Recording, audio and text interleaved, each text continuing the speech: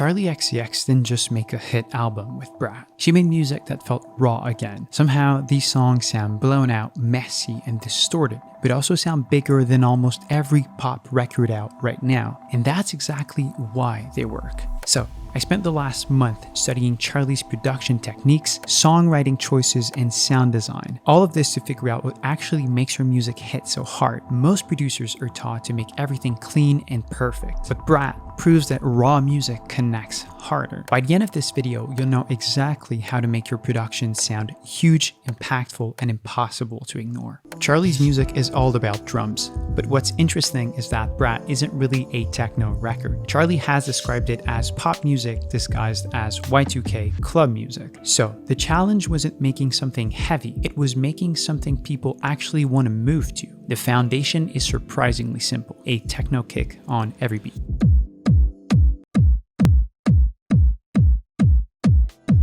But on its own, it feels empty. The thing most people miss about these tracks is what happens between the kick hits. That's where the rumble comes in. I found a Serum preset that filled those gaps perfectly.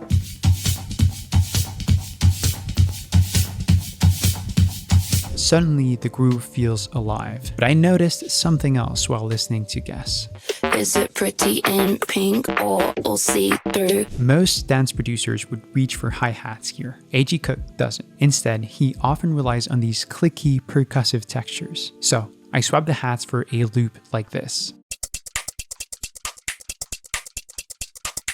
And immediately the groove feels more aggressive. At this point, the drums are moving, but they still don't hit hard enough. That's where the snare comes in. George Daniel has mentioned that 909 sounds were used all over Brat. 909 was very across the board from the start of this record, wasn't it? So I layered a few 909 style snares with claps to recreate the impact of Von Dutch. But layering wasn't enough.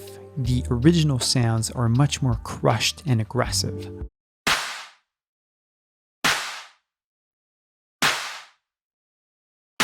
So I pushed everything through heavy compression and distortion to end up with this.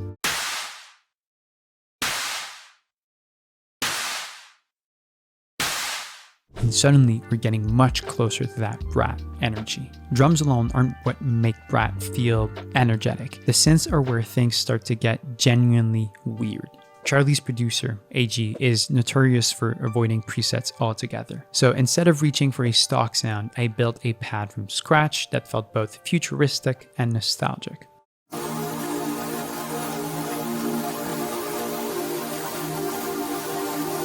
There was still something missing. The more I listened to A.G.'s production, the more I noticed a pattern. The best sounds don't feel stable at all. They feel like they're constantly on the verge of breaking and falling apart. You can hear that everywhere on Party For You. 1,000 pink balloons, DJ with your favorite tunes, birthday cake and all. So I tried to recreate that instability with a new synth patch. One of the techniques I came across is something A.G. has referenced before. Oh look, yeah, you can see here the LFO is mapped to the reverbs. Yeah, it's very. I mean, there's a lot of Charli tracks that have it in some way. Using LFOs to constantly shift the reverb size is brilliant. It gives that warped, slightly out of tune movement that makes the synth feel alive instead of static.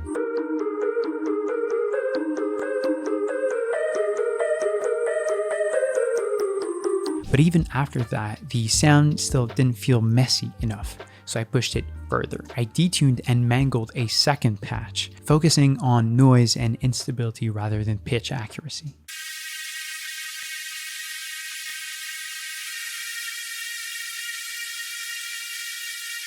At this point, it started getting closer, but it still needed that Y2K bounce. That's where I brought in Arturia's motions, just to add subtle unpredictability and movement over time.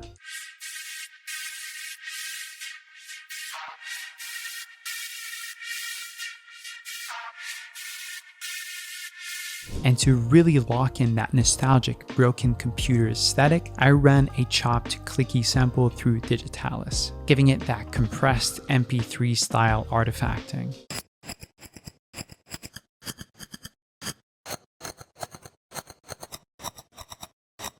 Now it feels like everything's actually building towards something else. If you've been trying to make your songs feel impactful and meaningful, that's exactly what I help indie artists do. I work full-time with artists to bring their demos to life, from production to mixing and mastering. That way your songs can sound professional, unforgettable, and authentic. If you've got a track you're excited about, I would love to hear it. You can reach out through the link in the description. Charli's basses are always heavy.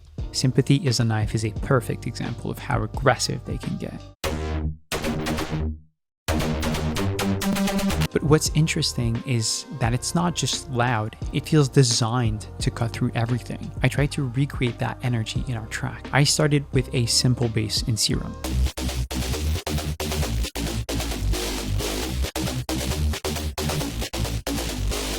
But on its own, it didn't have that in-your-face presence yet. So I reached for a shapeshifter to push the harmonics and bring out more bite in the mid-range.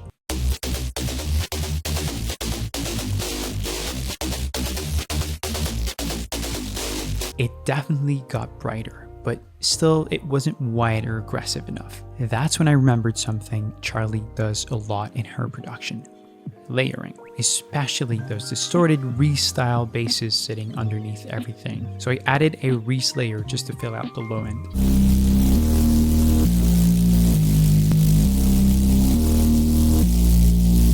Now it had weight, but it still felt a bit too controlled. So for contrast, I added a super saw layer just to break the stability and push it into something more chaotic.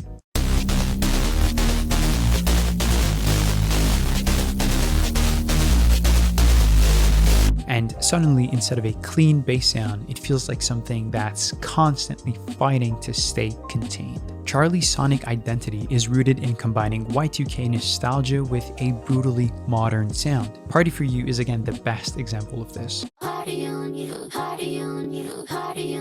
And what's interesting is that the bridge is where a lot of the real production ideas are hiding. The first thing happening here is vocal manipulation, but not in an obvious way. Vocal chops are everywhere in Charli's music, but the trick is how repetitive and intentional they are. So I recorded a single phrase and treated it almost like a loop. I duplicated the exact same take to recreate that hypnotic, glued together feel. I then gave it that megaphone sound using valves. I wanted to make sure it contrasted with the main vocals.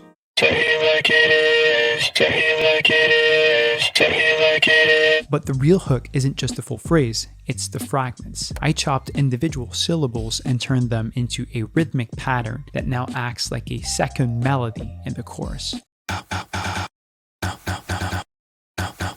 At this point, it already starts feeling like that signature Charli vocal density, but there was still one missing element: the weight underneath everything. In Party For You, there's a slow, emotional foundation that doesn't immediately sound like a synth or a bass. To recreate it, I recorded guitars and then pitched them down by 1 to 2 octaves.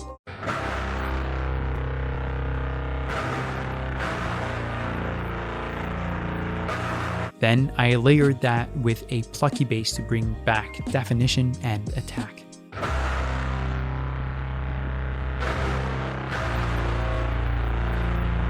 Now with everything mixed carefully, we get this amazing electronic anthem. If you want to dissect this production at home, I've left a link in the description for you to download the tracks.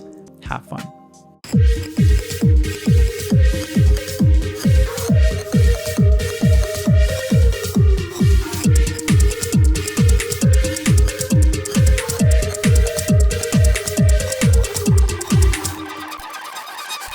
You wanna know where all the good girls go. You wanna know where all the good girls go. You wanna know. You wanna know where all the good girls go.